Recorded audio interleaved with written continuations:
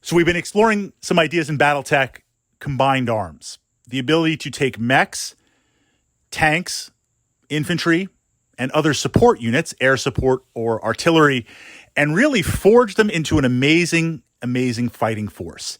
And up to the playlist, Battletech playlist here, the archive on my channel, we've explored tactically the use of infantry and how really at any battle value buy-in, infantry can bring so much to the game. Plus, it's an awesome feeling of tabletop glory when you take down a mech with infantry. I mean, literally men versus machines. I mean, a fantastic narrative. So absolutely, we want to include some infantry. But now this puts us to the focus of this vlog. How do we get them into battle? How do we ride them forward? Because being in the right place at the right time, obviously that's an important part of Battletech. But one of the strengths of mechs is literally the mobility, the speed, the ability to move through terrain. When combined with the various weapon systems, we can bring some very, very powerful infantry tactics to the table. But if you don't have the fluidity to get them in the right place at the right time, they're not going to be as effective. So this answers the question, what are we going to use for a ride? We're going to look at APCs. We're going to look at transports. We're going to look at hybrid battle tanks because there are a couple of options and a couple of ways to do this. Measured out by battle value, but also preference and the other aspects of your combined arms, what you're bringing to the table. On a side note, underneath this vlog, in the info box and in the comments, I'm going to have a link to Death Ray Designs. They've got a new lineup of Battletech miniatures, vehicles, and tanks. They have a fantastic collection of APCs. I've got a whole bunch in my collection. They're painted up. They're getting ready to roll out. And there's going to be a code to get you a 10% discount as one possible solution to adding these to your force. So the first question, APCs that just are minimal battle value transports. They don't really have a name. They're kind of very, very generic. And essentially they have speed, low armor value, and at best some machine guns. You know, literally think about like an armored tank moving your infantry forward. This is the first step. This is absolute minimal battle value buy-in. And the challenge with these kind of no-name generic APCs, when they go up against mechs, they really can't take any hits on the way in. You want to have a little bit of armor. Now, on the extreme end, we've got battle tank hybrids, which can absolutely take hits by mechs, but you are investing significant battle value. We're looking at the absolute lowest battle value that's possible. Having an APC is going to get you up there. It has minimal armor, and it has machine guns. So this way, you can utilize those machine guns against other infantry. And now we're going to digress for one moment because this is important.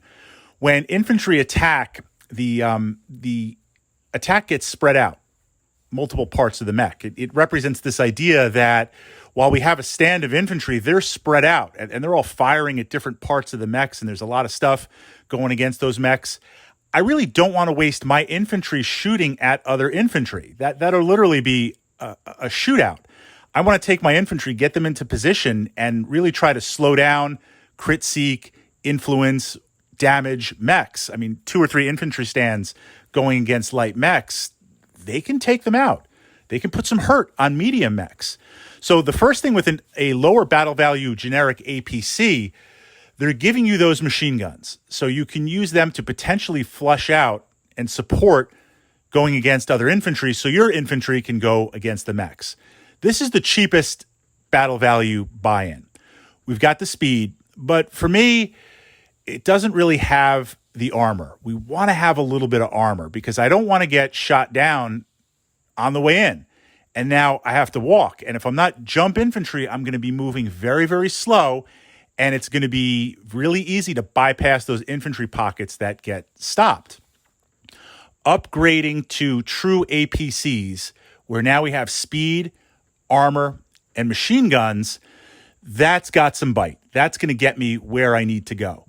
Now, this also means if I have a little bit of survivability, once I arrive there, I can also potentially redeploy as needed. And we talked about, really quick, with infantry, this idea of layered tactics, where at the start of the game, we're in our deployment zone, you're in your deployment zone, and I want to move forward. I want to rush forward with my infantry, with my air support, maybe Karnovs dropping in infantry, and I want to capitalize and control key terrain pieces. So literally, if I can get to the center of the table and get in some terrain, some buildings, some woods, some cover, whatever, well, as your mechs advance, you're going to come into range, and you're going to have to deal with my infantry. When you move past my infantry, because my mechs are advancing also, now I've got infantry shooting at you from behind, my mechs and vehicles pushing forward. I've got you in that sandwich. I've got you in that vice. Having APCs will get you up there, but it will also allow you to quickly redeploy. So if my opponent shifts over, city fight, city tech, you shift over, just suit up, mech up, and get in those APCs and shift on the way over. It also works really well where if you want to have your infantry accompanying mechs, then have them get out and now tag team and combine with your mechs. So absolutely, at a minimum, I prefer those very, very buy-in, armor value, armored APCs. Now we get one step up. Perfect example is the Goblin, and there's other examples out there, and of course you can customize your vehicles. These are tanks that are designed to literally carry infantry. They're like a step above infantry fighting vehicles in that they're really tanks. When you look at the Goblin, the stock Goblin, you've got a large laser on a turret. You have machine guns. You have excellent armor. You could take a couple of hits. You've got good speed. The idea behind the Goblin Tank, think of like a heavy APC, is to get up there, release your infantry. They get in the building. They engage. They're doing that. But now you can engage other vehicles. You can engage other mechs. You can engage infantry with this. And this battle value buy-in is a little bit higher, but it offers some significant punch. I mean, imagine if there's some medium mechs going up and skirmishing, trying to get that key position, city fight, city tech. You move up with your heavy APCs. You get your infantry out. Now those infantry, and in this case, I like to take short-range missile infantry. Short-range missile infantry are soaking you with their missiles, but now I've got 2 or 3 or 4 large lasers, maybe some SRM packs on those vehicles. I've got some machine guns, all on a turret, all on armor. That's a significant fighting force. That's a very powerful force multiplier. And we're not even talking about the wave of mechs coming up from behind.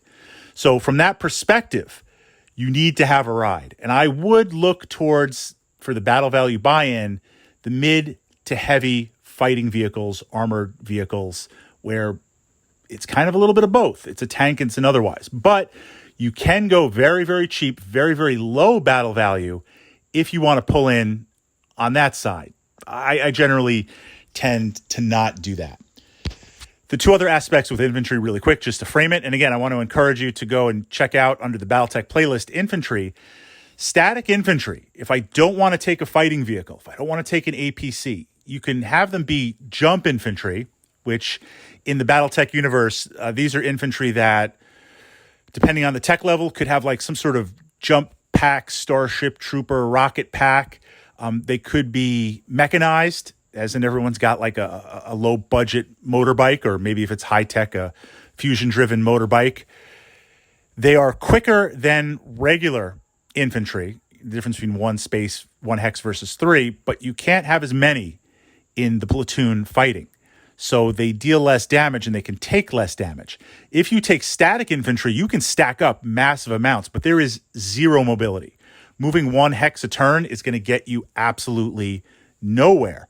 That only works. This is why, tracking down the miniatures and coming up with an APC solution is very, very important. Ground infantry, not mech'd up, only works if it's completely static. And there are times to play it.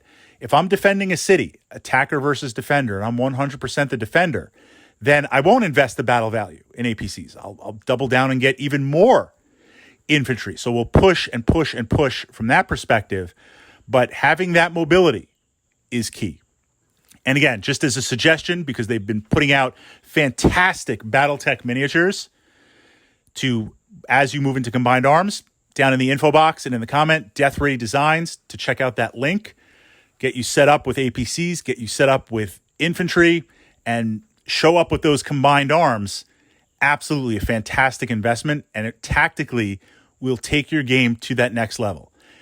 And then you will be in the challenge spot that I am. We're playing with 5K battle value, and I'm like, I want 5K of mechs, and I want 5K of infantry and fighting vehicles, and I want 5K of tanks.